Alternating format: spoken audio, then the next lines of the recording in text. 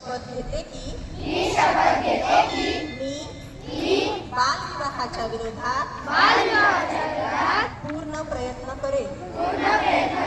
मी माझ्या कुटुंबात शेजारील कुटुंबात आसपासच्या समाजात बालविवाह होणार नाही याची काळजी घेईन। मी बालविवाह होणार असेल ती माहिती मी संबंधित सरकारी कार्यालयात देईन।